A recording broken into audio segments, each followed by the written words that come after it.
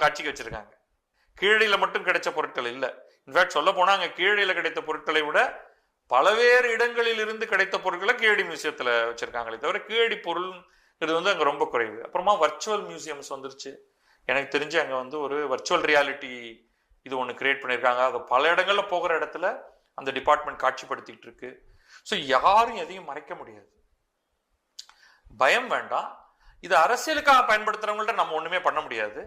But உண்மையிலேயே வரலாற்றின் மீது ஆர்வம் கொண்ட நமக்கு இன்னும் நிறைய கேள்விகளுக்கு பதில் சொல்லல அப்படிங்கிறது தான் என்னுடைய கருத்து.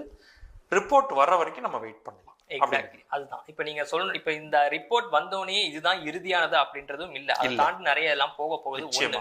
ரெண்டாவது, பொதுவா இந்த மாதிரி அறிக்கை தயாரிச்சு கொடுக்கறப்போ அகழாய்வு யார் மேற்கொண்டவங்களோ அவங்க கொடுக்குற அறிக்கையை ஜஸ்ட் அப்ரூவ் பண்ற மாதிரிதான விஷயங்கள் தான் ஏஎஸ்ஐ பண்றதா இருக்கும். சின்ன சின்ன கரெக்ஷன்ஸ் என்ன சொல்லுவாங்கன்னா